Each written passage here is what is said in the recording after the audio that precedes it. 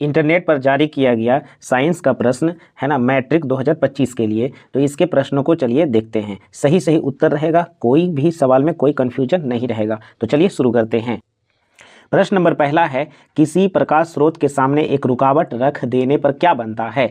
अगर प्रकाश स्रोत के सामने एक रुकावट रख देंगे तो क्या बनेगा, तो पहला ऑप्शन हो जाएगा छाया बनेगा। दूसरे प्रश्न का जो है देखिए, समतल दर्पण की फोकस दूरी क्या होती है। तो समतल दर्पण की फोकस दूरी आपको क्लास में पढ़ाया हुआ है, अनंत होती है। कितनी होती है, अनंत होती है।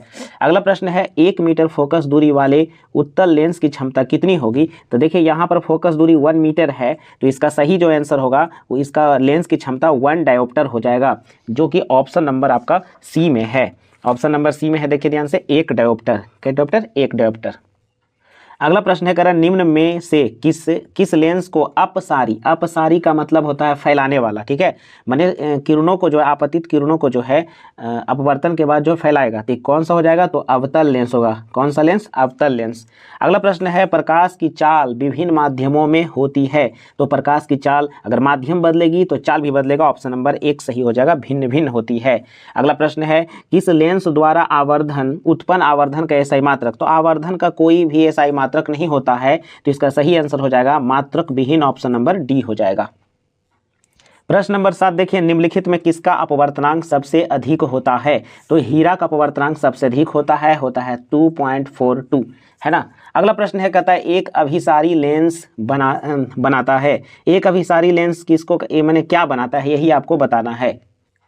तो इसका सही आंसर हो जाएगा कभी अभिसारी तो कभी वास्तविक, यानी कभी काल्पनिक तो कभी वास्तविक। अभिसारी का मतलब होता है उत्तल लेंस। कौन लेंस, उत्तल लेंस के बारे में आपसे बोला।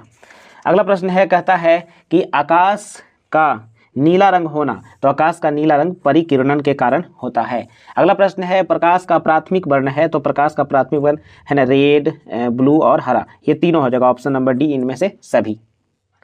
अगला प्रश्न कर रहा है, बृहद संख्या में प्रकाश सुग्राही कोशिकाएं कहाँ पाई जाती है। तो प्रकाश की सारी सुग्राही कोशिकाएं पाई जाती है रेटिना में, ऑप्शन नंबर आपका सी सही आंसर हो जाएगा। अगला प्रश्न है, दूरदृष्टि दोष के उपचार के लिए किस, दूरदृष्टि बोला तो सीधा सीधा उत्तल लेंस, ठीक है, निकट बोलता तो अवतल हो जाता है ना, ये अभिदुक्ता बोलता बेलनाकार हो जाता, तो ऑप्शन नंबर 1 इसका सही है। प्रश्न नंबर 3 देखिए ध्यान से, कहता है मानव नेत्र दृष्टि का अस्थायित्व होता है, यानी दृष्टि निर्बंधता कितनी देर के लिए होता है, 1/16 सेकेंड, 1/16 सेकेंड, है ना। कहीं कहीं 1/10 सेकेंड पढ़िएगा, जो कि गलत है, ये श्रुति निर्बंधता होता है, लेकिन दृष्टि निर्बंधता पूछेगा तो 1/16 सेकेंड, ठीक है।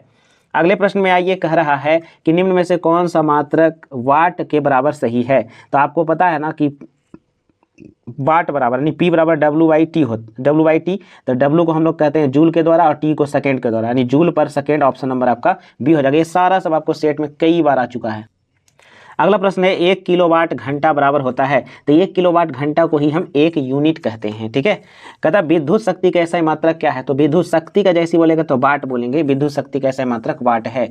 1 किलोवाट घंटा बराबर, बताइए कितना बार आपको सेट में आ चुका है। ये ऑप्शन नंबर आपका 3 होगा, 3.6 × 10⁻⁶ जूल। अगला प्रश्न देखिए ध्यान से, दाएं हाथ के अंगूठे के नियम। देखिए अंगूठा का नियम आया ना, और ऊपर से दाहिना हाथ का है, ठीक है। तो कह रहा है किसने दिया था, तो एक के को तो नियम में है जी, मैक्सवेल का, ठीक है, मैक्सवेल का। और फ्लेमिंग का नियम जो होगा ना, वो दायां बायां दोनों में होगा, उसमें अंगूठा का नियम नहीं लगेगा, ठीक है। उसमें 3 अंगुली को लंबवत फैलाता है, इसमें अंगूठा को देखिएगा ऐसे पकड़ाता है, ऐसे इस तरीका से रहता है, ठीक है, ऐसे। तो कहता है यहाँ पर दाएं हाथ का अंगूठा का नियम तो हो जाएगा मैक्सवेल। अगला प्रश्न है, कह रहा 19 नंबर में कि विद्युत फ्यूज विद्युत धारा के किस सिद्धांत पर कार्य करता है। तो उष्मीय सिद्धांत पर यह कार्य करता है। अगला कह रहा है कि मिली एम्पियर बराबर होता है। तो मिली में 10⁻³ मारिएगा, ऑप्शन नंबर आपका सी सही जाएगा। 21 नंबर में आप देखिए ध्यान से, कहता है प्रतिरोध का मान बढ़ाने के लिए प्रतिरोधकों को जोड़ना चाहिए। तो प्रतिरोधकों को हम कैसे जोड़ेंगे, तो श्रेणी क्रम में जोड़ेंगे। श्रेणी क्रम में जोड़िएगा ना, तो सीधे तो तुरंत रेसिस्टेंस बढ़ जाएगा, ठीक है। तो ऑप्शन नंबर 1 सही होगा। अगला प्रश्न कह रहा है कि इलेक्ट्रिकल हीटर की कुंडली बनाने में किस पदार्थ का प्रयोग किया जाता है। तो यहाँ पर हीटर में होता है नाइक्रोम का। किसका होता है, नाइक्रोम का। नाइक्रोम किसका किसका होता है जी, तो निकेल और क्रोमियम का मिश्रण होता है, ठीक है। अगला प्रश्न देखिए ध्यान से, कहता है ग्लोबल वार्मिंग। अभी कुछ दिन पहले ही आपको क्लास में हम पढ़ाए थे, ग्लोबल वार्मिंग के लिए सबसे जिम्मेदार गैस कौन सा होता है। इसी को हम लोग कहते हैं हिंदी में वैश्विक उष्मीकरण, CO2 गैस। कौन सा gas, CO2 gas, option number 4। कहता है कि इनमें से कौन जीवाश्म ईंधन है, ये भी अभी देखिए कल परसों पढ़ाया हुआ, जीवाश्म ईंधन कौन सा है, तो इनमें से सभी हो जाएगा, ठीक है, पेट्रोलियम, कोयला, प्राकृतिक गैस, ये इनमें से सभी हो जाएगा। अगला प्रश्न कह रहा है कि सूर्य तथा अन्य तारों द्वारा उत्सर्जित विशाल ऊर्जा का स्रोत क्या है, तो अभी क्लास में चल ही रहा है, तो ये नाभिकीय संलयन हो जाएगा, नाभिकीय संलयन। अगला प्रश्न है टिहरी बांध निर्माण का उद्देश्य क्या था, तो भूमि सिंचाई, बिजली उत्पादन, जल आपूर्ति, इनमें से सभी, ऑप्शन नंबर डी सही है। कहता है 27 नंबर में, कहता है खिलौना में किस सेल का उपयोग किया जाता है, तो खिलौना में सूखा सेल रहता है, ठीक है, खिलौना में ना सूखा सेल का उपयोग किया जाता है। कहता है जल, देखिए ई क्लास में आपको हम कितना बढ़िया से बोर्ड पर आपको बताए थे, याद करिए, है ना, जल वैद्युत अपघटन में कैथोड, तो कैथोड होता है माइनस, कैथोड किसको कहते हैं, माइनस वाले को, तो माइनस वाले पर कौन मुक्त होगा, प्लस वाला ना, तो इसमें हो जाएगा प्लस वाले कौन होते हैं, हाइड्रोजन, तो ऑप्शन नंबर आपका सी हो जाएगा, हाइड्रोजन निकलेंगे, क्या निकलेंगे कैथोड पर, हाइड्रोजन के बुलबुले। एनोड रहता तो ऑक्सीजन के बुलबुले, माइनस वाले होते हैं, यानी उल्टे चार्ज वाले, ठीक है। कहता नीचे दिए गए संबंध में आप इसका सही बताइए। देखिए ये भी वीडियो में कहीं कहीं गलत बताया, देखिए ये है ना, जिंक ऑक्साइड को कार्बन से अभिक्रिया कराएगा, तो ये ऑक्सीजन जो है कार्बन से जाके जुड़ा है, ऑक्सीजन कार्बन से जुड़ा है जी, तो कार्बन का यहाँ पर ऑक्सीकरण हुआ है, और इसी को हम बोलेंगे उपचयित हो रहा है, यानी ऑप्शन नंबर आपका सी हो जाएगा। कार्बन कैसे हो रहा है, तो उपचयित हो रहा है, उसमें ऑक्सीजन जाके जुड़ा है, ठीक है। चलिए आगे, कहता देखिए ध्यान से प्रश्न नंबर 30, कहता है जस्ता तथा तनु हाइड्रोक्लोरिक अम्ल की अभिक्रिया, जब देखो यहाँ जस्ता हो गया धातु और यहाँ हो गया एसिड, धातु और अम्ल अभिक्रिया करेगा तो क्या होगा, तो हाइड्रोजन गैस मुक्त होगा, ठीक है। अगला प्रश्न देखिए ध्यान से, यहाँ पर कह रहा गया कि निम्नांकित में कौन गैस चूना जल को दूधिया कर, देखिए चूना जल को, ये भी आपका पढ़ाया हुआ है, कार्बन डाइऑक्साइड, कार्बन डाइऑक्साइड। अगला प्रश्न है कौन सा बूझा चूना, कितना बार आपको बोले हैं कि इसे पूरा परीक्षा में देखिए आता है, बूझा हुआ चूना, मरा हुआ चूना, कैल्शियम हाइड्रोक्साइड को कहते हैं, ठीक है। अगला प्रश्न देखिए ध्यान से, कहता है दंतमंजन में पाया जाता है, एकदम सेट में कितना बार मार चुके हैं आप लोग, दंतमंजन में पाया जाता है क्षारीय, क्या पाया जाता है, क्षारीय। अगला प्रश्न है नींबू में कौन सा अम्ल होता है, तो सिट्रिक अम्ल होता है, ठीक। कहता मिल्क ऑफ मैग्नीशिया का पीएच वैल्यू बताइए, सब पढ़ाया हुआ है, कितना होता है, 10.5। अगला प्रश्न देखिए, जस्ता का अयस्क है, तो जस्ता का अयस्क आपको देखिए अभी कुछ दिन पहले ही बोर्ड पर लिखा था ना, जिंक ब्लेड, कौन सा ब्लेड, जिंक ब्लेड। अगला देखिए ध्यान से, कहता है धातु जो सिर्फ अम्ल राज्य में घुलता है वह है सोना, सोना और प्लेटिनम, तो ऑप्शन में देखिए सोना AU दिया हुआ है ना, सोना का। कहता है निम्नलिखित में कौन आयनिक यौगिक नहीं है, तो आयनिक यौगिक नहीं होगा कौन को, तो जिसमें क्या होगा, दोनों अधातु होंगे, तो ऑप्शन नंबर बी में देखिए कार्बन भी अधातु, ऑक्सीजन भी अधातु, ठीक है, इसमें आयनिक यौगिक नहीं होंगे। अलग करा हीलियम गैस होते हैं, तो हीलियम कैसे होते हैं, तो हीलियम अक्रिय गैस होते हैं। बताइए सबसे कठोर प्राकृतिक पदार्थ कौन सा है, तो सबसे कठोर प्राकृतिक पदार्थ जो है हीरा है, डायमंड है। कहता है बेंजीन का अनुसूत्र क्या होता है, चलिए अभी परसों ही पढ़े आप लोग, C6H6 क्लास में ही, ठीक है। अगला प्रश्न देखिए ध्यान से, कह रहा है हाइड्रोजन के दो अणुओं के बीच कितने बंध होते हैं, तो एकल बंधन होते हैं हाइड्रोजन का, हाइड्रोजन के बीच में कितना होते हैं, एकल बॉन्ड होते हैं। अगला प्रश्न है कि चूना जल का रासायनिक नाम क्या होता है, तो अभी ना बोले CaOH का होल ट्वाइस, यानी कैल्शियम हाइड्रोक्साइड, कैल्शियम हाइड्रोक्साइड। अगला प्रश्न है, कह रहा है चीनी का रासायनिक सूत्र क्या है, तो चीनी का रासायनिक C12H22O11, ऑप्शन नंबर आपका सी सही है। 45 नंबर में देखिए क्या कह रहा है, कह रहा है निम्नलिखित में कौन सा कार्बनिक यौगिक सबसे अधिक अभिक्रियाशील होता है, तो इसमें सबसे अधिक अभिक्रियाशील कौन सा होगा, तो इसमें डबल या ट्रिपल बॉन्ड होगा, तो देखिए ध्यान से यहाँ पर ऑप्शन नंबर डी, देखिए यहाँ पर क्या आपका लिखा है C2H4 एथिलीन का लिखा हुआ है, इसमें डबल बॉन्ड होता है, ये टूटेगा, ये सरल, ये जो है ज़्यादा क्रियाशील होगा, बाकी सब सिंगल है, ठीक है। आगे देखिए ध्यान से 36 में कहता है मेंडलीफ ने अपनी आवर्त सारणी को तैयार करने के लिए सब बताया हुआ है, तो बताइए मेंडलीफ जो थे ना वो क्या थे, परमाणु द्रव्यमान के आधार पर उसको तैयार किए थे। अगला ऑप्शन में देख लीजिए ध्यान से, कह रहा है कि निम्नलिखित में कौन धातु क्षार नहीं है, क्षार धातु नहीं है, ठीक है। तो इसका हम आपको जो है चारों ऑप्शन आपको दिखाना चाह रहे हैं, ठीक है, ताकि चुनने में आपको मदद मिलेगा। देखिए ध्यान से, इसमें जो है कौन सा आपको बताना है कि बताइए, सोडियम है, ये सॉरी मैग्नीशियम है, सोडियम है, रुबिडियम है और लिथियम है।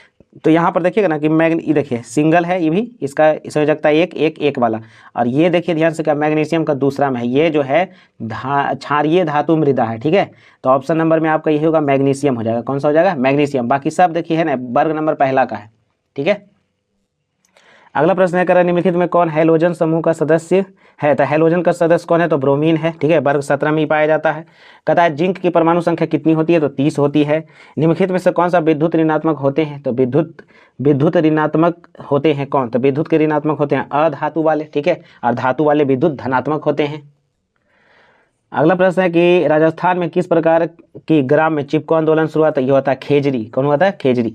अगला प्रश्न है, कह रहा है निम्नलिखित में किसके कारण पर्यावरण में संतुलन बिगड़ जाता है? तो किसके कारण? तो यहाँ पर सबसे है बढ़ती मानवता जनसंख्या के कारण, बाकी सब नहीं होगा। 53 नंबर में कह रहा कि पर्यावरण को प्रदूषण से बचाने के लिए सबसे अच्छा तरीका क्या है? तो इनमें से सभी हो जाएगा, ऑप्शन नंबर डी, ये सब होना चाहिए। सौर सेल में किसका उपयोग होता है? तो सौर सेल में जो होता है किसका होता है? तो सिलिकॉन का उपयोग होता है। कहता बायोगैस मुख्यतः होती है, तो बायोगैस में मुख्यतः क्या होती है? मीथेन की मात्रा होती है, ऑप्शन नंबर आपका बी हो जाएगा। अगला प्रश्न है, मनुष्य के दांत का सबसे ऊपरी भाग होता है एनामेल, जो चमकीला होता है सफेद रंग का। अगला कह रहा है जठर ग्रंथियां पाई जाती है, तो अमाशय में पाई जाती है, पेट में पाई जाती है। निम्नलिखित में कौन वसा के पाचन में सहायक होते हैं? तो वसा के पाचन में सहायक होते हैं लाइपेज, ठीक है। पीत का रंग कैसा होता है? तो पीत का रंग हरा होता है ना। अगला प्रश्न है, पौधे में श्वसन होता है, तो पौधे में श्वसन देखिए मुख्यतः तो होता है पत्तियों से, ठीक है, लेकिन श्वसन अगर पूछे तो इनमें से सब में श्वसन की मात्रा होती है, लेकिन मुख्यतः पूछेगा तो पत्ती हो जाएगा, तो ऑप्शन नंबर डी ही हमारा है। अगला प्रश्न है कि हरे पौधे रात्रि में किस गैस का? तो रात्रि में जैसे देखिए हम लोग श्वसन करते हैं ना, तो पेड़ पौधों भी रात्रि के समय जो है CO2 गैस को निकालते हैं, ऑक्सीजन को लेते हैं, ठीक। अगला प्रश्न कर रहा है किण्वन के फलस्वरूप कितने ATP का निर्माण होता है? तो किण्वन के फलस्वरूप जो होता है 2 ATP का निर्माण होता है, ठीक है।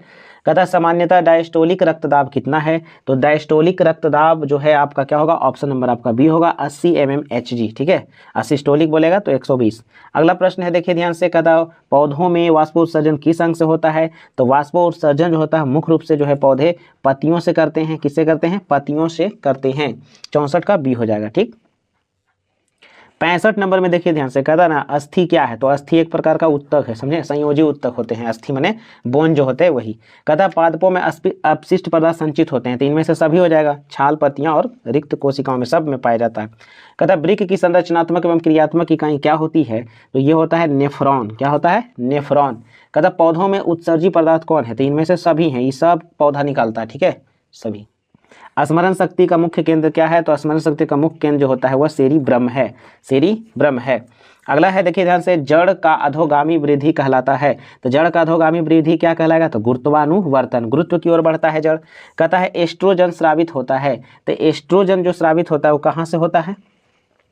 तो एस्ट्रोजन स्रावित जो होगा वह जो है एक मादा हार्मोन है, तो यह अंडाशय से स्रावित होता है, ऑप्शन नंबर सी हो जाएगा।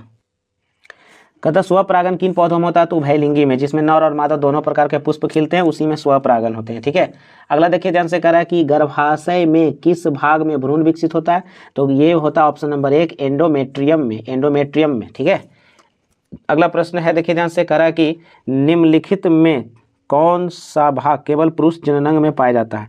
तो केवल पुरुष जननांग जो होता है ऑप्शन नंबर डी होगा, शुक्रवाहिका। अगला जो है अनुवांशिकी के पिता कौन है? तो ग्रेगर जोहान मेंडल हैं, ठीक है। मेंडल किस देश में ईसाई के एक मठ के पादरी थे? तो मेंडल थे ऑस्ट्रिया, ऑप्शन नंबर आपका बी सही हो जाएगा। कह रहा 77 में इनमें कौन वर्गीकरण के सबसे ऊपरी पायदान पर अवस्थित है? तो ये जगत जो है सबसे ऊपरी पायदानों पर स्थित है। कह रहा 78 का सूक्ष्म उपभोक्ता का उदाहरण है। तो सूक्ष्म उपभोक्ता जो है, जो इनमें से ऑप्शन नंबर डी होगा, जीवाणु भी है और कवक भी है। कह रहा 79 का मांसाहारी जीवों को क्या कहते हैं? तो मांसाहारी जीवों को क्या कहते हैं? तो देखिए मांसाहारी जीवों को क्या बोलेंगे? अच्छा, प्रथम उपभोक्ता तो हो जाएगा शाकाहारी, अशाकाहारी को खाएगा मांसाहारी, तो ऑप्शन नंबर 2 होगा, द्वितीय उपभोक्ता, ठीक है। अगला कहता है 80 नंबर में कि खाद्य श्रृंखला में प्रत्येक पोषी स्तर का कुल ऊर्जा का कितना प्रतिशत अगले पोषी स्तर को स्थानांतरित होता है? तो ये हमारा जो होगा ऑप्शन नंबर आपका सी हो जाएगा, 10%। तो